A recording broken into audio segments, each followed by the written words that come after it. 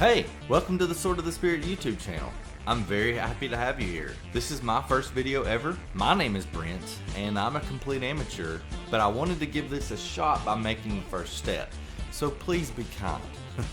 If this is successful, I may be making more videos in the future. We'll see. I want to be upfront about the intent behind this channel. First and foremost, I am a Christian and a gamer, and I'm very passionate about both of those things. That is why I wanted to attempt making videos geared towards gaming from a Christian perspective. Now this channel is for all people, but I wanted viewers to be aware that I will be looking at gaming through the lenses of the gospel. I didn't want people to think that I'm going to be pulling a bait and switch on them, so I welcome you to do all the YouTube things and like and subscribe, but if this isn't your cup of tea, then I'll dust off my sandals and wish that the Lord will bless you and I will move on. However, if this is your cup of tea, please like and subscribe. I may be doing content in the future, who knows? We'll see. Thank you for joining me, and let's get going.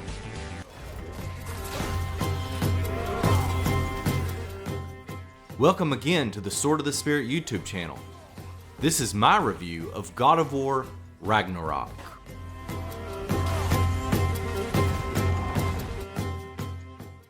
So I'd like everybody to meet this old man here. His name's Kratos.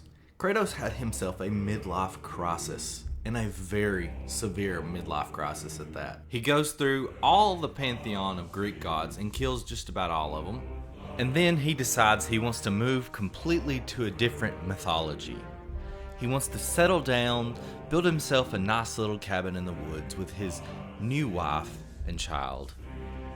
Kratos wants to forget the past, but his past just continues to come back to him.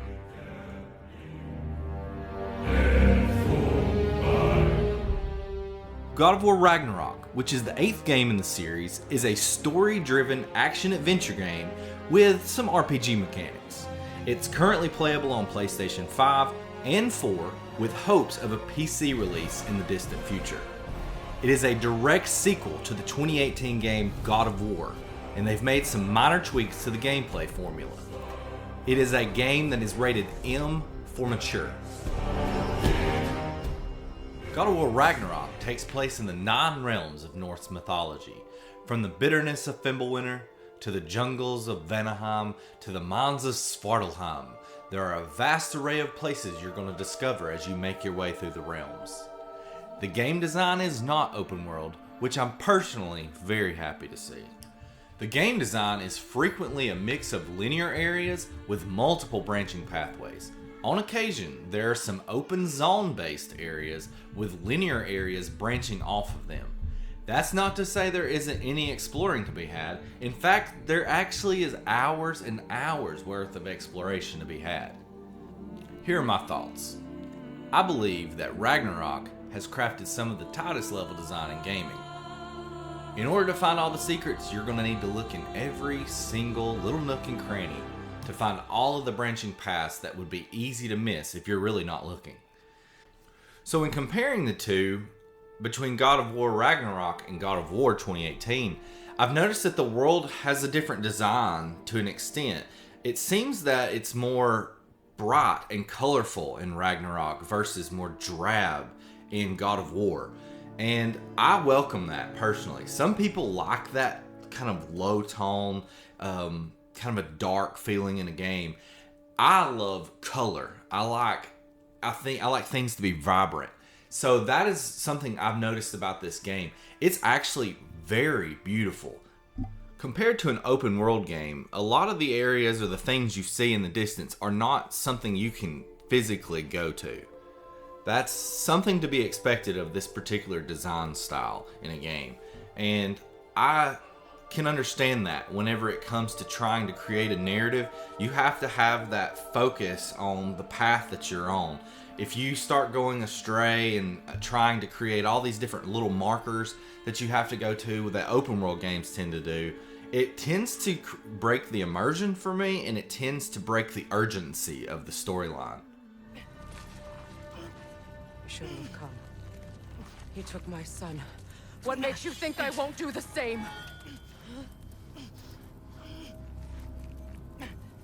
You're better than this.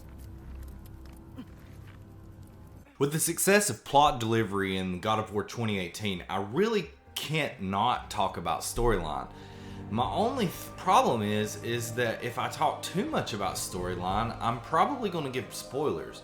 So I'm going to have to stay in the territory of non-spoiler world, and I hate that, honestly, because there's a lot I would love to talk about that I can't. So, let me just say this. God of War Ragnarok is bigger in every way, and it completes the storyline. I'll say that. So let me go back to God of War 2018. When the end of God of War 2018 happened, I had this feeling of abruptness. I felt like there was so much more to say and do. God of War Ragnarok is the so much more to say and do. They complete that task. The delivery of the first game was outstanding. I really loved the first game. This game is no different, in my opinion. Some people may think that they play the narrative a little safe, that some of the events are not as grand as they think they should have been, but to me, it was. It was. There was some really great moments in the game. This time around, the storyline is much less about Kratos and much more about Atreus, which some people may not like, but for me, I was very happy to see that because I was very interested to know what was going to happen with Atreus after the end of God of War 2018. This storyline kind of follows more along the lines of Kratos being a father to a son who's trying to live out his life and understand who he is as a person. And I can really appreciate that perspective as a father myself. I really enjoyed seeing Kratos try to father Atreus through his teen years, through his angstiness sometimes, through his rebellion sometimes. I enjoyed seeing that. What you have done is lie. Wonder where I learned that. That's quite enough. Since when do you always take his side? Since he became the one making sense. I really identified with it because of my relationship with my own dad. My dad's not necessarily the type that's very affectionate. Not really at all. He's not one to really say I love you that much. He's not one to give hugs, etc. But I know he loves me. You know why? Because he will do anything. He will bend over backwards for me. And that's kind of the vibe I got from Kratos. He loves his son. He's not necessarily one who's going to come up to Atreus and say, I love you, son. He's not going to come up to him and give him big hugs. It's not going to happen very much. But I tell you one thing, he will go to the depths of hell, literally, to be there for his son. And that's just like my dad. He will do anything. Is Kratos the perfect father? No. No, he's not. Am I? Nope. Absolutely not. Is anybody? No. So I appreciate that he's trying his best. A lot of good dads are trying their best. Another thing I can appreciate about the story is that it's a continuation from 2018's story about Kratos trying to find redemption and be better than the person he was in the past. And the person he was in the past, by the way, is a terrible person. In the original God of War games, he is just a killmonger. But now he's trying to be better, and I can appreciate that. He's trying to exercise self-control. He's trying to teach self-control to his son. And that is something that I can appreciate because self-control is a fruit of the spirit. And that is something that I want to try to exhibit in my own self. So, quite the mouth you had on the train, lad. It's just a word. I've heard way worse from The word does not matter. You lost control. We were falling through the air. I thought we were gonna die. Is that what you truly wish your last word to be? No. Does God of War Ragnarok have the best plot in all of gaming? No, it does not. There are games that have better plots. But what it does have is outstanding delivery of the story. It shows you the story rather than telling you the story. God of War combat is top notch. Just check this out.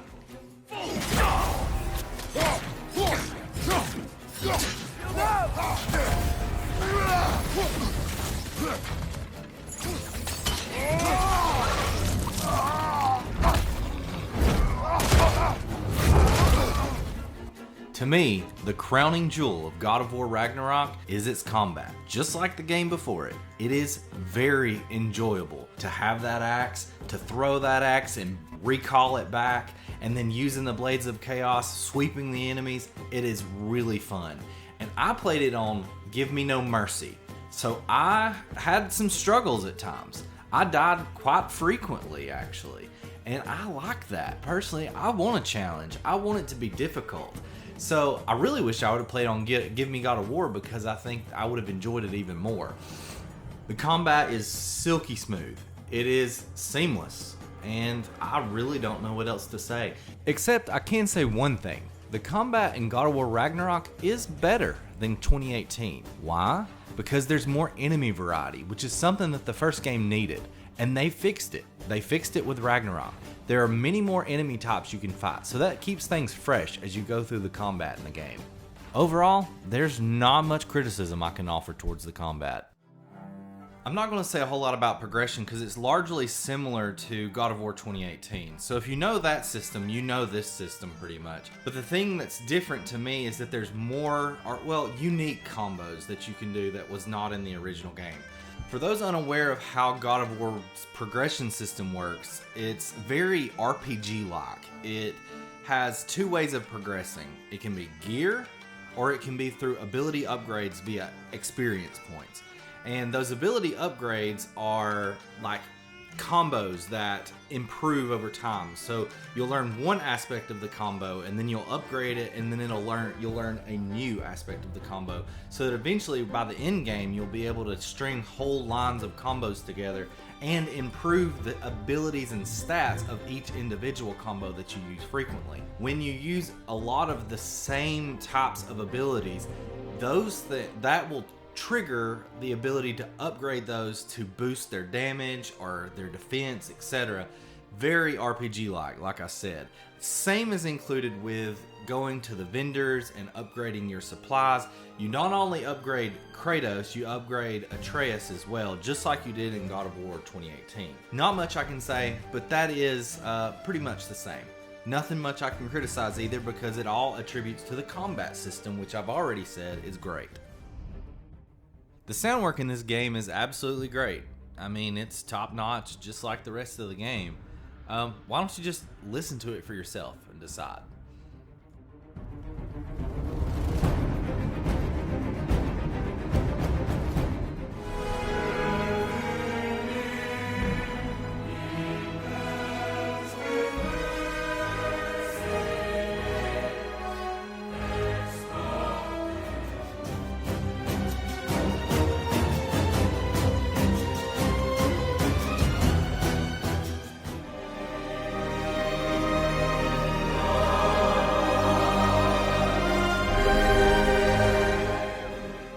As you can see, that's the kind of stuff that's on offer, and it's a really, really good soundtrack.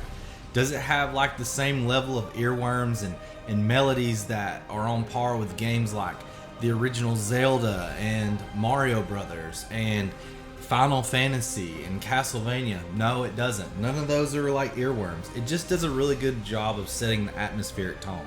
It's not going to be a soundtrack that I find to be like uber memorable, other than a few key ones like the dun dun dun. That's the God of War theme since 2018. But other than that, like, the sound work is really good. The way the axe sounds whenever it returns to your hand, the way the sweeping of the blades sounds, it's just really well done. It sounds good. If God of War Ragnarok has any chink in its armor, it's puzzles. It's not that the puzzles are bad per se, but let's just imagine like you're putting together a jigsaw puzzle and somebody is standing over your back and they're like, hey, that piece goes here. And then you're like, okay, thank you. And then you put the piece there, and then you're like, I really would like to do this myself. And then they're like, no, look, I think this piece goes here and this piece goes here. That's exactly what it's like in God of War. The reason being is because the side characters like Atreus and some of the other characters in the game, they'll be like, hey, I think this is how you solve the puzzle. Like you're an idiot. And I'm not an idiot, but just give me a minute. I mean, I'm not going to understand it in 0.2 seconds. I'm not going to know how to do the puzzle that quickly.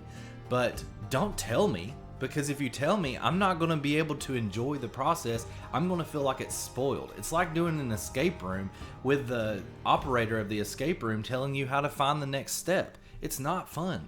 Those barrels. I smell fuel. Bet a spark from your blades would cause quite a boom. So I don't appreciate that part of the game. I mean, they did it in Horizon Forbidden West too, but I mean, stop. Just please stop. Like, it's annoying. You think it's helpful. I wish there was an option to turn that off, or actually, like, make it by default off, and then if you need assistance, have an option to turn it on. Like, treat your players like they have like more than 2 brain cells, please. I played Ragnarok on PS5, and I have a TV that's capable of 120 hertz, but I chose not to play the 120 hertz mode because I just prefer higher resolutions in a game like this. I know it's highly action oriented, so I went with a 60 frame rate for this particular game, and it looked really nice, really smooth game. My complaint in the performance world is that the PlayStation 5 is capable of more than this in terms of some of the things they do, loading screens, etc.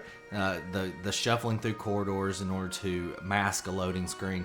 Genius move in the last generation, but we're past that now, so it's time to move on. I'm tired of cross-generational games. The console's been out long enough for us not to do that anymore, and I'm glad we're getting away from it, but it's kind of a disappointment when it comes to God of War, because I think they could have really blew it out of the water with the graphics, but they were limited by the previous generation. But going back to the how it actually operates, it operates really well. It's smooth, it looks fantastic, it's a beautiful game, it's a graphical and visual treat, honestly.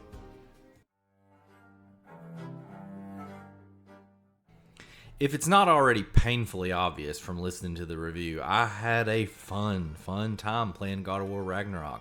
The combat is solid. It's a crowning jewel of the game. The story kept me coming back, and it was just so much fun. And I didn't want to set it down. That's a sign of a great game, is when you don't want to set it down. And that's how I felt.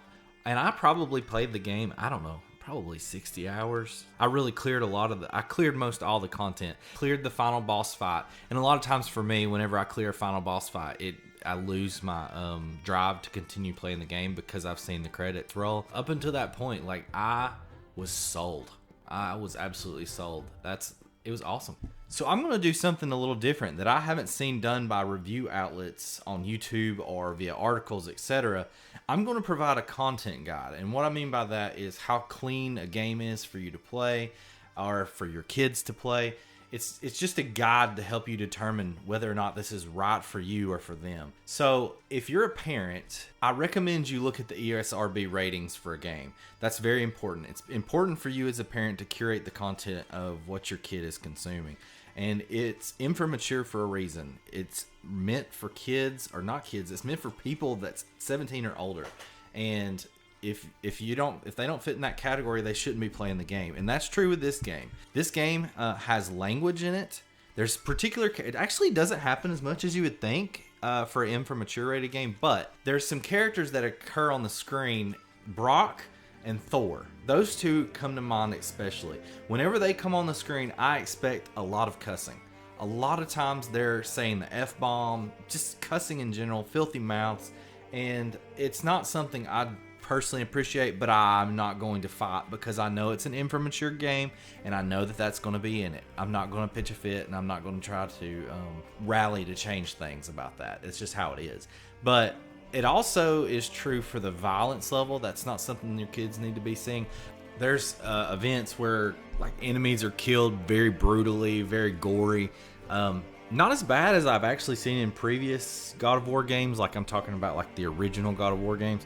But it happens. I want to take this opportunity, though, to kind of explain something about video games.